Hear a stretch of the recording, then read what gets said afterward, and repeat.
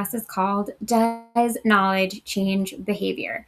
We all know that it's one thing to acquire knowledge and a totally different thing to apply it. So, we're going to talk about what some of the symptoms are of actually absorbing that knowledge and what does it look like when we really start to apply this knowledge from the Gita into our lives. So, to guide us in this really interesting topic today, we're joined by our very own Subhadra. Welcome, Subhadra. Thank you, Sienna. It's so nice to be here. Yeah, it's so nice to be here with you. And, I said it last time, but I know many of us have had experiences with you as our host. And it's really nice just to be able to share this topic with you and have you kind of lead us through this verse through the lens of your own experience, also. Thank you so much. I'm also really happy to be able to share this. I'm grateful for this opportunity.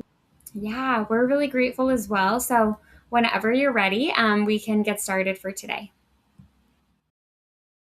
Thank you. So, welcome everyone. Thanks for being here. And as Sienna previously said, we're going to discuss the idea of knowledge being capable of changing our behavior. Or how can we transform our actions um, in a real way, in a way that's actually meaningful? So before we dive into the topic, I would like to ask you to think about the following.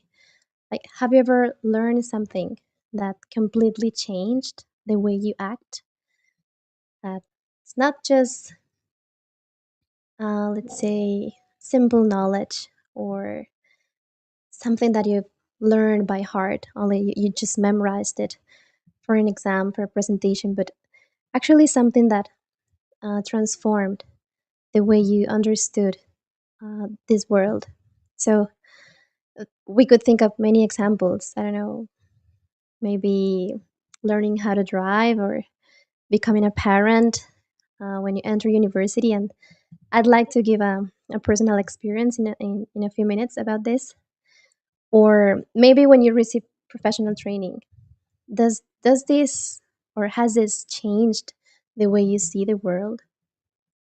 So from this reflection, let's pray for guidance to our previous teachers who have already experienced this knowledge and that have lived to serve this knowledge.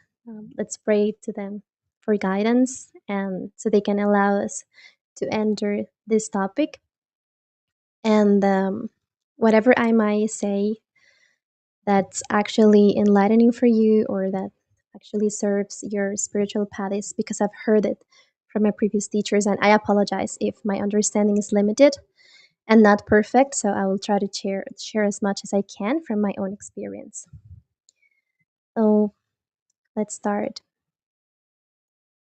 Om Ajnanaatimirandasya Jnananjana Shalakaya Chakshurum Militam Yena Tasmai Shri Gurave Namaha.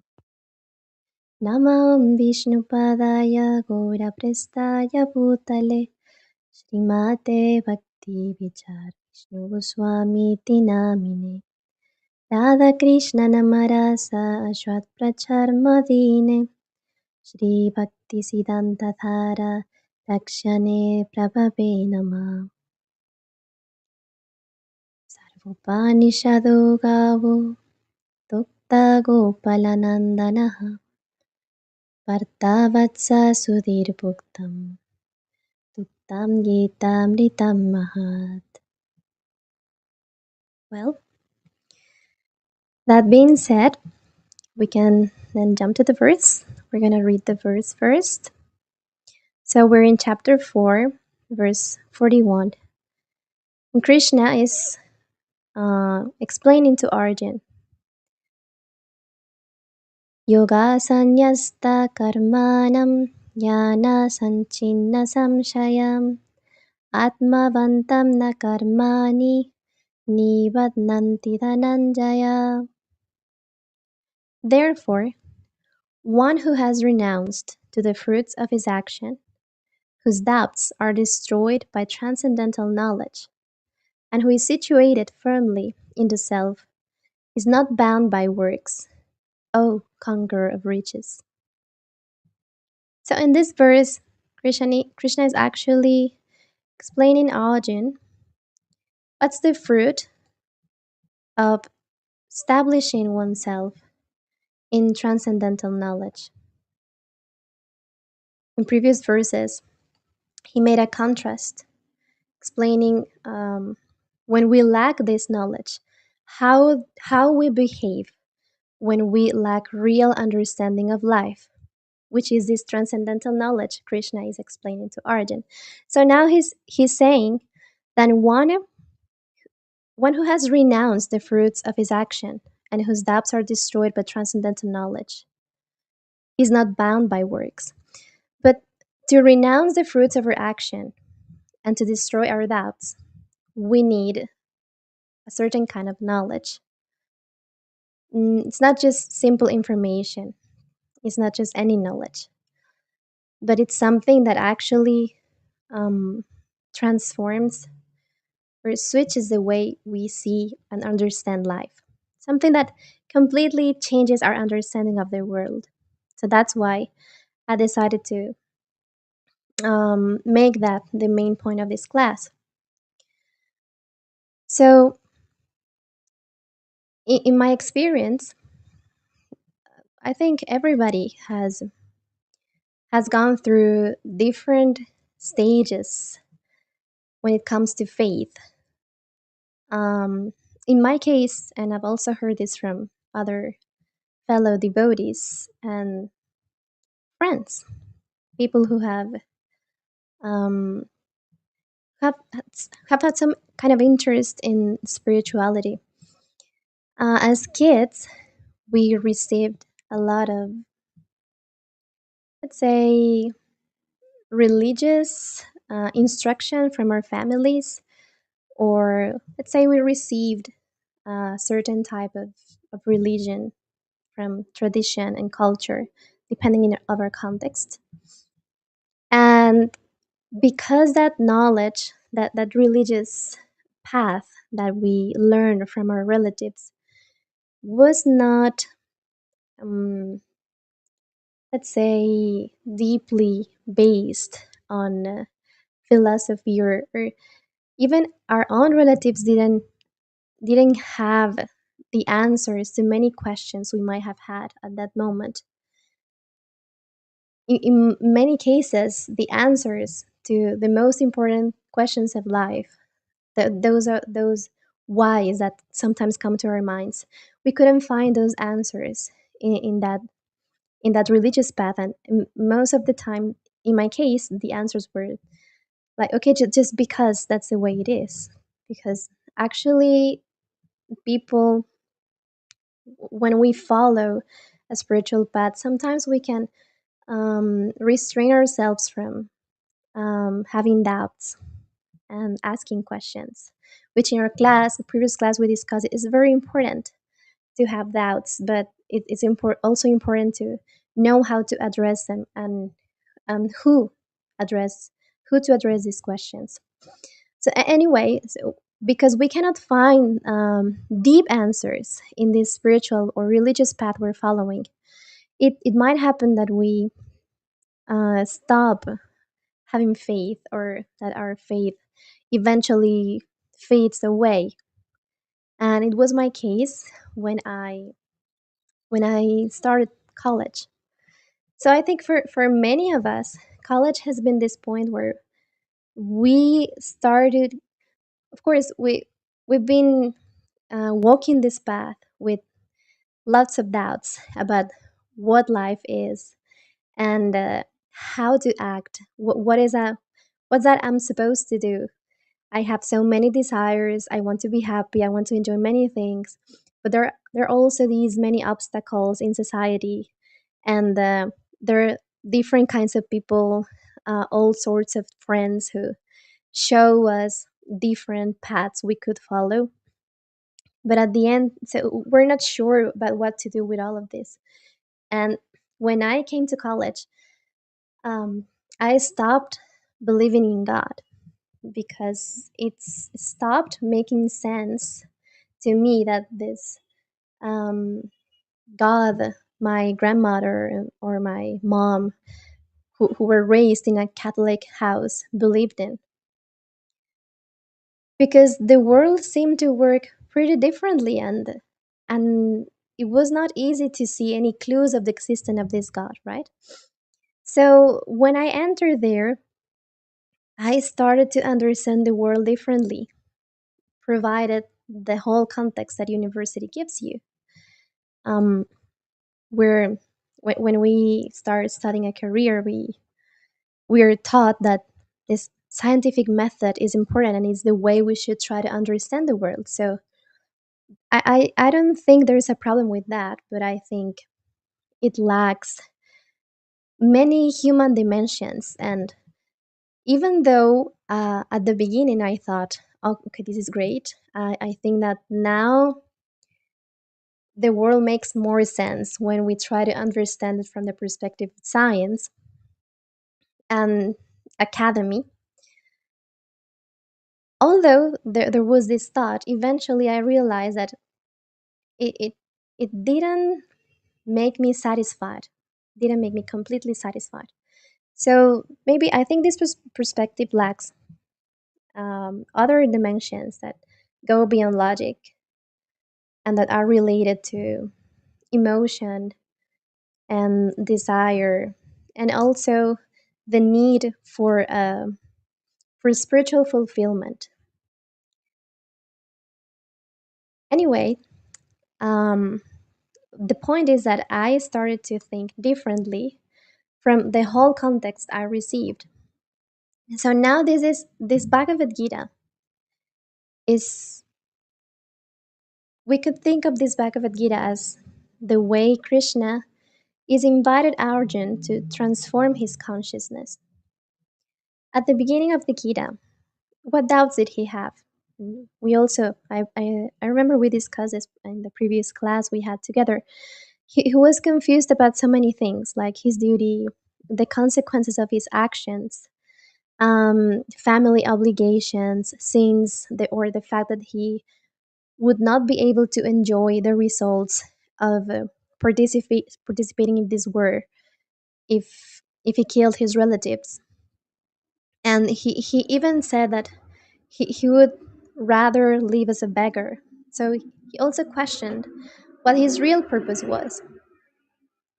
And on this, we could say actually, there are two sides of the same coin. We have a purpose in this world, which is connected to our identity, and it's connected to all all the memories and emotions, all the all those impressions we have collected life after life. So what we are now and what we desire now is the result of all of those things. What our personality is now, what our persona is now, is a result of many previous lives, repeated actions and cycles, and as I said, a lot of emotions and impressions we have collected through those lives. So, in connection to that, there is a purpose we need to fulfill. There is a certain way we have to act. In Arjun's case, he was a warrior, and we'll see later in chapter 6, Krishna explains Arjun the ways of Dhyan Yoga, which is the yoga of meditation. So he's presenting him with this knowledge and he tells him how to meditate. Arjun said he would prefer to retire to the forest and live as a beggar and rather than fighting. So Krishna is explaining him how he could do that. But at the end, Arjun recognizing his own nature, he says it's something that it's not practical for me. So in this connection, or depending of what kind of person we are, we have a specific, or let's not say specific, but we have a tendency. So there's a group of activities maybe that um, we are destined or that suit us better in this life. In Arjun's case, his purpose was not becoming um, a renounced person. It wasn't to take the renounced order of life at that moment and go to the forest and meditate. His purpose was to act as a warrior. But there is another purpose that we all have, and that's spiritual purpose. And this is connected to who we really are beyond this body. And this is an eternal duty or is an eternal function of our soul. It's inherent, is within us. And it's a deep desire that life after life we've been trying to fulfill with all the other different activities we perform. And with the idea that we are somebody we are not.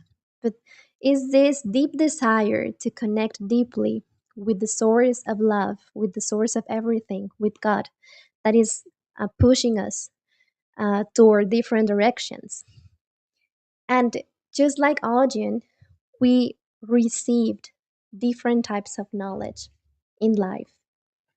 And we might be told to do many different things. Our relatives might expect many things from us, and we might try to live up to their expectations. In my case, in my family, there were many different opinions of what a person should do. You can think of have a family or being successful in having a profession or getting married, achieving material prosperity, many things we could think of. But there is a purpose that we are all longing for, and that's the purpose to connect with God. The thing is that because of illusion, we might not understand it right now. That doesn't mean, again, that we should not fulfill this personality, this acquired personas obligations, and it doesn't mean that we should try to avoid the results of our actions.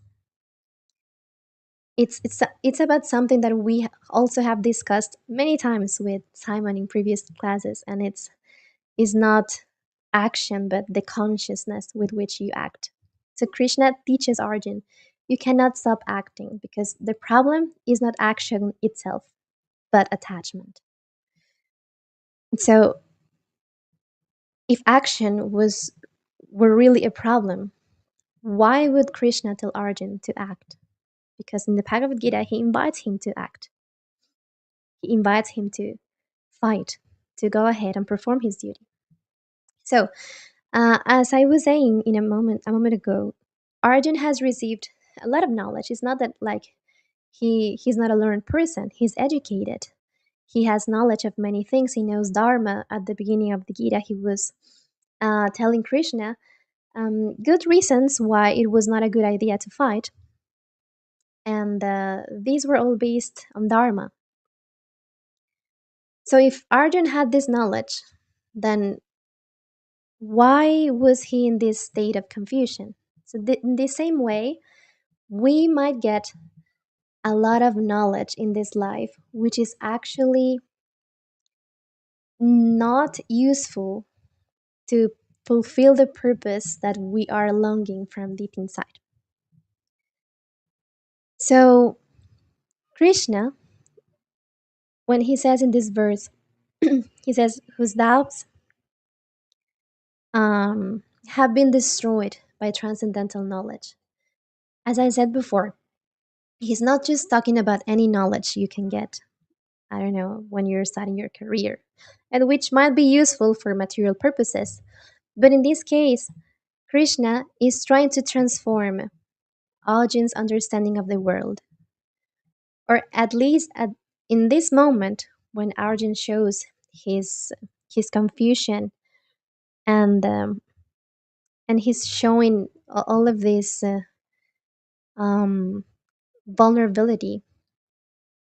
He he's trying to help Arjun to shift from the bodily conception in which he thinks, okay, I cannot fight because these people are my teachers, and although they have harmed us in the past, and although that they are acting against dharma because they took the side of a person whose motivation is selfish and is not aligned with the supreme consciousness, I see them as my relatives. They are people I love, my family members, so I cannot fight them. That would not be right. So Krishna is trying to help Arjun to shift from that consciousness, to understand, to see the bigger map. Like, there is much more than you can see at this moment, and there is much more to consider beyond the fact that they are your teachers or they are your family members. That's right. But I also wanted to consider beyond this, because this is not an ordinary situation. And in this case, it's God Himself who's talking to Arjun.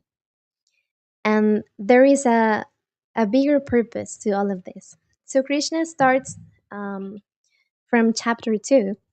He starts teaching Arjun several key points that will help him transform his consciousness in a way that he can understand why and how he should act.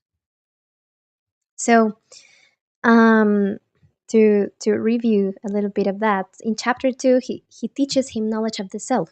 Like, he teaches him, you are not the body, and that's like the first major piece of transcendental knowledge, to understand who we are. That understand that our identity goes beyond this body and the bodily connections and the byproducts of this body. In between chapter 2 and 3, also he starts in chapter 2, he starts talking about knowledge of duty, which he elaborates more in chapter 3. And he teaches him that he cannot stop acting, because again, the problem is not action itself, but attachment to the action and attachment to the fruits of action. So in the following chapter, which is this one, at the end of chapter 3 and in chapter 4, he starts teaching him the knowledge of the source of action. So he teaches him that action can become sacrifice as well. And especially in this chapter, he teaches him that the knowledge of himself, knowledge of Krishna, knowledge of the divine. So he explains the divine nature of his appearance, for example. He also explains disciplic succession, how to approach a spiritual master, and what the power of transcendental knowledge is, which we're discussing in this moment. And that will continue up to the next verse, which is the last verse of this chapter. So he is giving him a completely um, different, or let's say, a completely new framework for understanding reality. And he's given it to us as well. So it's understanding this is what we need to to yeah, to understand how this world works. So in that way, when we truly realize how this world works, then we are not bound by reactions of work anymore.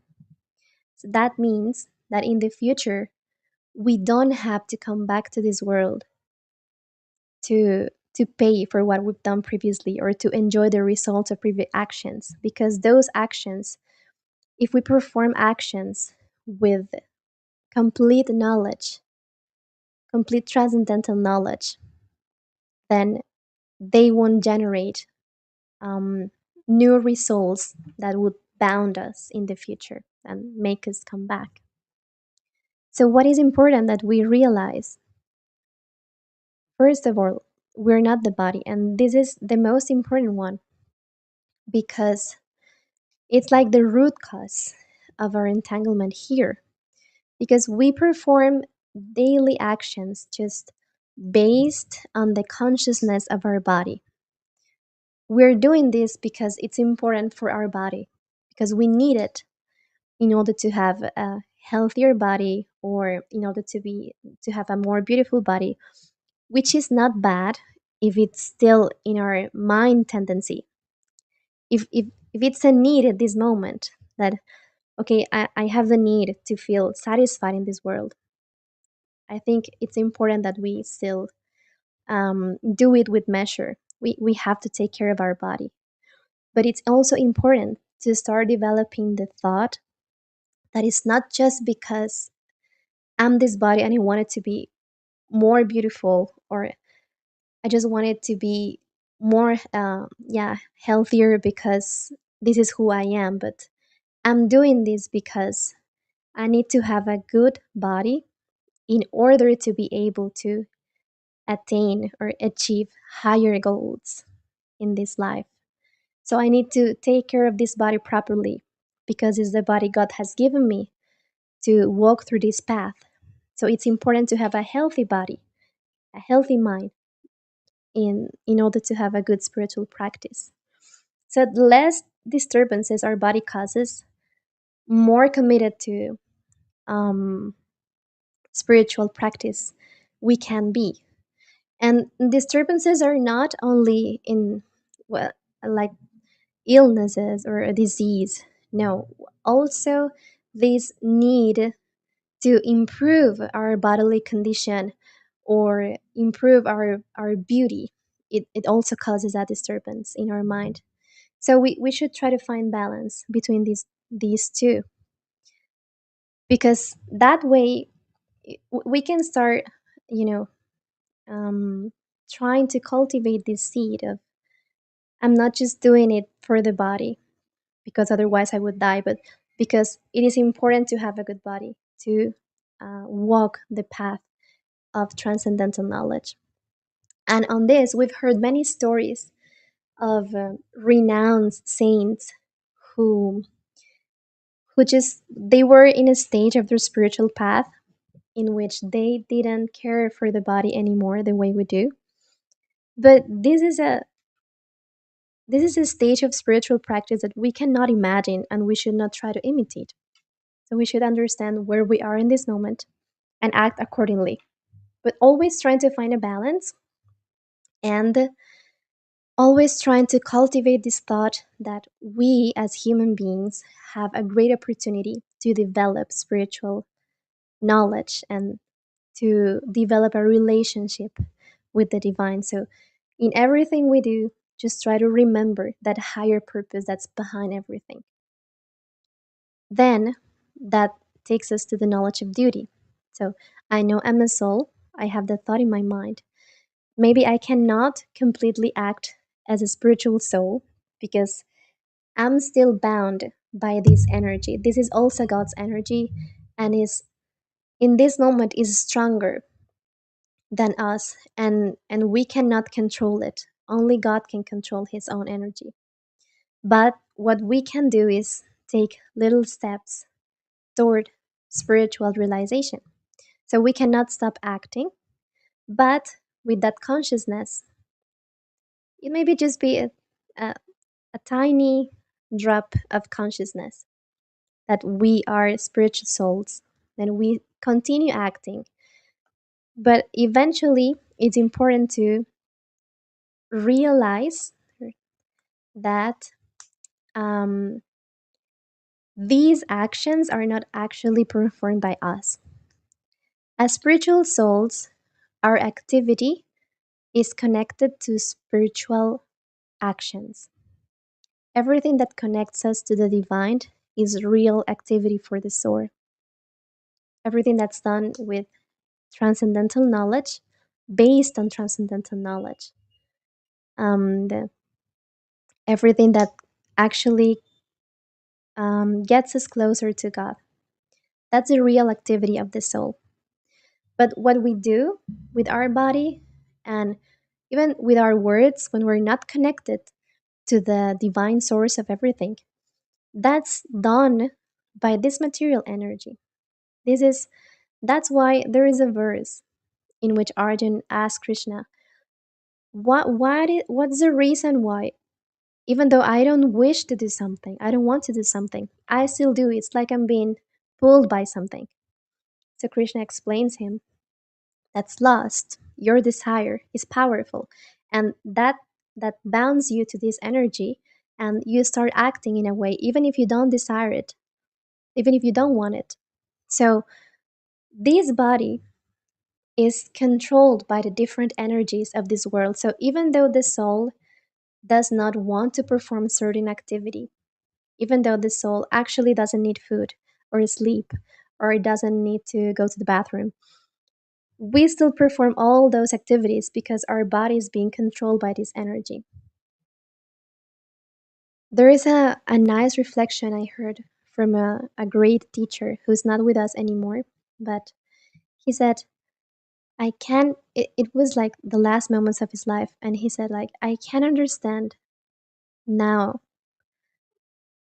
the way we actually are not this body, because I'm still here and I have all of this energy and I want to do many things. I want to worship the Lord, or I want to go here and there, but this body is preventing me from doing it. It just it wouldn't respond to my orders.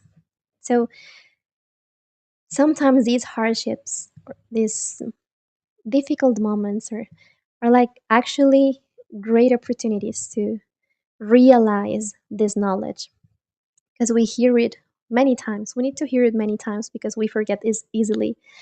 And maybe we read it again and again and we talk about it with other people. But sometimes there are moments in which we're, let's not say we're forced, but we're put into situations that help us um, obtain realization of this knowledge. And sometimes, most of the times, hardships serve this purpose. And so that we can understand that we are not the doers of this action. So we should try to keep this in mind. So when we achieve great things, or when we feel dishonored, or when we are blamed, or when we are cast aside, we can understand it's actually not my doing. So we can avoid extreme reactions, like being overly excited about an achievement. That sensation will make you could make you feel terribly sad if something uh, unwanted happened to us. So it's important to, again, in this point of action, also keep a balance. And it's a reminder that Krishna gives Arjun repeatedly through the Gita. You should try to find balance. Like, don't let yourself to be carried away by good or positive or negative emotions. Also, remember that what is positive and negative is also really subjective, and it depends on our own context and the way we think. Then, these progressively, if we can start um, understanding we are not actually who act in this world, but is this material energy, then we can start using our mind and our intelligence to take a moment before we do anything and offer it to Krishna, understanding that everything that's going on in this world is made by Him to help us learn a lesson, but also to it's for God Himself to enjoy with all spiritual souls. So everything, spiritual master says that everything has been created for pleasure. So that's why, because God is always His desire is to enjoy love, pure love. And we can tell from our own experience that we're also looking for pleasure. Why do we have many desires? Why are we doing so many different activities? Because we want to feel pleasure. So we're made of the same, um, let's say, ingredients. We're made of the same essence, God and spiritual souls. So we have the same nature. It's just that we it's important to understand that God has a complete view of how everything works. He's he can see everything. He's everywhere. He's in everyone's heart, while our own understanding is limited. So how can we achieve that state in which we understand everything, when we align our consciousness to the supreme consciousness? So from that thought, if God is the origin of everything, everyone and everything comes from him, spiritual and material worlds, and the purpose of this creation is to please the Lord, then everything that's happening with this body, everything I think I'm doing with this body, with this mind, with this intelligence, I'll take a moment to offer it to him. Because life actually is not meant for a selfish enjoyment, but for service, which doesn't mean that we should uh, give ourselves up and dedicate only to others. There is an idea that nowadays, there's a strong idea, and I see it in social media, that it's very important to take care of yourself first, because if you throw yourself away and care for the others, that's not good. That is not real, because you should love yourself first. Well, I partially agree to this idea, because I think, yes, I think it's important to take care of ourselves. But I also think that there are people who have reached this stage of consciousness and who can actually give their own lives to the service of others. And I think that's the purpose of life, which doesn't mean that everyone should imitate what they do, but everyone should try to walk a path in order to understand this idea from within, and according to their own capacity, try to serve their purpose of serving as well. We can tell that as we become more selfish, we suffer more, because we need from others. And uh, and if we when we become selfish, we start thinking less about others, of course, and we start trying to achieve our own goals without considering the harm we can cause to others. And well, there might be many opinions, but what this knowledge is telling us is that that's not the the purpose of life. So again, it doesn't mean, okay, you should throw everything and yeah, you give up all of your possessions, which we have seen some sages or saintly personalities have done in many stories. But they are teaching us the the highest uh, ideal. They're teaching us the highest goal. But according to our own capacity, we should try to also to follow, to live for this service as well.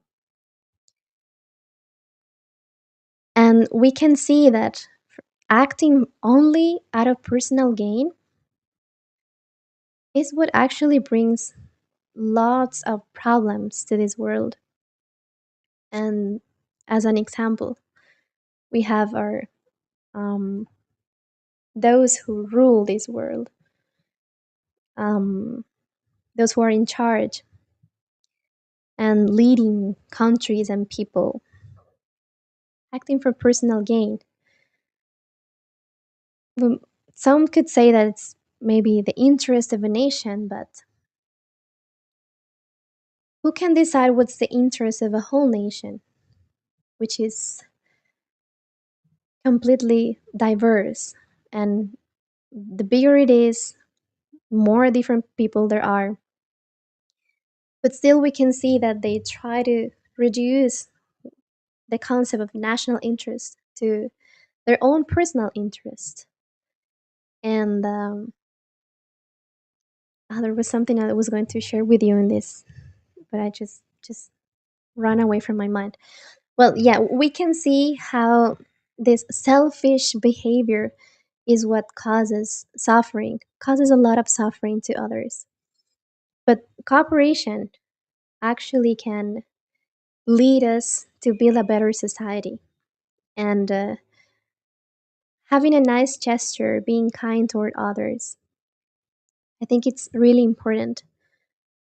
And it is important not to let it get lost, or don't to let it not to let it fade away, because as more selfish we become, this kindness and this caring for others eventually disappears. And again, it it makes the heart, it makes it really dry and hard, and we're looking for happiness, pleasure, and love, so why not share it with others? That's why Krishna is teaching Arjun the knowledge of himself. He's telling him who he is, because as we previously said, God is the source of everything. So he's also the source of every relationship. He's the source of all emotions, and he's the source of all kinds of um yeah, all kinds of flavors you can enjoy in this world. So being connected to him and developing a relationship with him will lead us to a higher state of consciousness, and what actually will satisfy our need, our that need that we have within our heart for interaction, for love, for pleasure. Everything is connected to him. But to get to that point, eventually we need to um, get detached from this body which we think we are enjoying and we're using to get to satisfy our desires, but which is actually using us, because it's being controlled by this nature, and it's bounding us as we act with desire for personal gain only, or as we act in completely forgetting about God. So that entangles us to this world and makes us enjoy good results but also bad results, or things we don't want to experience in this world. So yeah, I think that the invitation in this verse is to Krishna is reminding once again Arjun the importance of transcendental knowledge to purify our mind, to clear it from doubts, from maybe the doubts of who I am, where am I going, what am I supposed to do with this life? I've been told there is a God. I've been told there isn't a God. I've been told economic development is the most important thing. So what should I do with all of this? So this knowledge is trying to its objective is harmonize everything and lead us, because I remember what I was going to say. Our real interest, or what could be called the national interest of the world's interest, is a spiritual interest, because subjectively, or from the bodily perspective, interest would depend on each person. So what could be my interest, that could be something that another person or another country would experience as something negative. But what is actually something that we all have in common is the desire to connect with the Supreme. So this Bhagavad Gita is teaching us that's the power of this transcendental knowledge, to understand we should not act out of selfish desires, but we should try to use this body in a way we can develop our consciousness and serve others, because at the end, everything is God's energy and God's present in everyone's hearts. So if we're to please Him, if we're to live a happy life, if we're to live a life that's connected to the truth, which is huge, and it's endless, and we cannot describe it with words or understand it with our minds, but we can connect with it through our heart and emotions. When these are aligned and guided by this knowledge of who we are, how should we act, who is the origin, and what is the purpose of this creation. So when we clear all of our doubts and we realize this transcendental knowledge, then we situate ourselves in the self, in the real self, and then we're not bound by the reactions of work. And of course, we come to act in devotional service, which is everything we do it with the consciousness of pleasing God, which is everywhere. And thank you for your time. I'm sorry if I took more than expected. Yeah, thank you so much, Subhadra, for everything that you shared. I think you shared a lot of really important stuff, and there are actually so many questions that I, want to ask you based on everything that you mentioned. We do have a comment from Colleen. Colleen, who joins us from the UK, says, "Amazing class. Thank you, Subhadra. We have a spiritual purpose to connect with God." Yeah, absolutely. I think that was a really important point that you emphasized, and talking about, you mentioned like trying to remember that we are not necessarily the cause or the source of the results of our actions that we're experiencing all the time, right? You kind of touched on this. I think it's when something negative happens, it's easy for us to remember, I'm not the cause of this, right? I didn't want this to happen. But when something good happens in our lives, right, something that we're happy about, something that we may perceive as, we're so lucky, we're so fortunate that this happened, or we have this big accomplishment, I think that those are the times when it's a lot more difficult to remember, I'm not the source of this, right? Like, I did not make this happen. I don't know if you experienced that, or how do you kind of ground yourself in those moments when really good things are happening and we might start to think that we are the source of that? Well, first, thank you, Colleen, for your support. And yes, I think these are the most difficult moments to remember this because, of course, we're more attached to positive feelings. We tend to reject negative feelings, which is also a kind of attachment. But attachment to what makes us feel good is more difficult to leave behind. And yeah, I have experienced this. Um, I enjoy fulfilling goals, so sometimes it's just like I get like a burst of desire, and I want to achieve this, so I start working towards it. Recently, I participated in a Korean pronunciation contest, and I won in the pronunciation category. So Congratulations. thank you. But the point is that I was Yeah. like, oh, this is so good, and it's because my pronunciation is so good. But it's just something that comes to my mind even without thinking about it. It's like the thought just manifests, and I think it, we shouldn't punish ourselves for that because it's something we've been doing for so many lifetimes.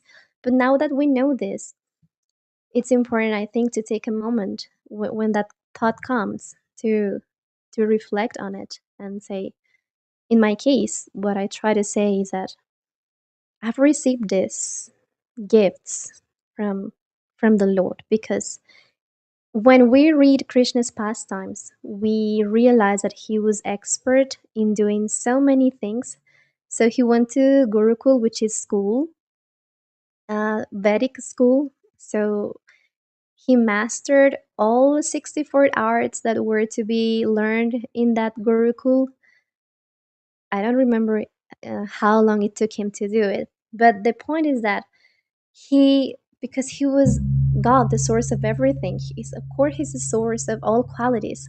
And one of his qualities was that he could speak all languages. So he could communicate with everyone and everything, animals. Yeah, he could speak all sorts of languages. So when it comes to speaking languages and achievements, in my case, that these kind of achievements are give me a lot of pleasure.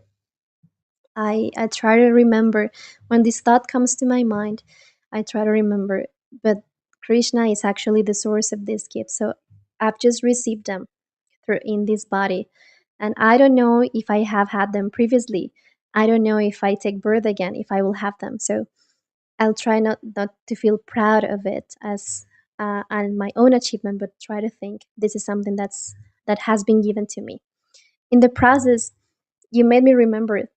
I also feared losing. Like I try to participate with the thought of I will accept however result comes about, but deep inside I knew that there's also the chance that I experience some, you know, like sadness or discomfort or disappointment if I don't win. So I was conscious of this, but at the same time I try to think, okay, I will consider this as a possibility. So when it comes, if it's the case, if I lose, and I think I will be more prepared. But it's not like I read this in the Bhagavad Gita and I'm already able to understand it and do it perfectly. But I think it's a process of realization, like with experience. My spiritual master said once in a class, like, you have to use this knowledge when you need it. You have to remember it when you need it. So I was in a bad moment in that time when I heard that, and I understood in that moment from my perspective what I got from that from those words is that if you're in a bad moment, also a good moment, but I was in a bad moment, so I thought if you're in a bad moment, you should try to remember these teachings in a way first to find peace of mind and then try to act accordingly. So when a situation like this comes, I try to remember that knowledge. At least remembering it will cause an impression in our minds. Yeah, I think that's a great thing that you shared that we can all apply. And I think, yeah, the more that we read, listen, and discuss these topics together, hopefully the more we'll remember. And it'll be helpful for us, like you mentioned, in those moments when we really need it the most. So I think that's a really great thing that we can take with us this week. And thank you so much for sharing that also. Thank And we you. also, yeah, we have a comment from Prem. He says, a lot of points to meditate on. I definitely agree. So thank you again, Subhadra, so much for your authenticity, for being here and sharing this space with us as a speaker, as a host. We're really grateful. And yeah, again, I look forward to seeing you more in these classes and sharing this space with you whenever possible as well. Thank you.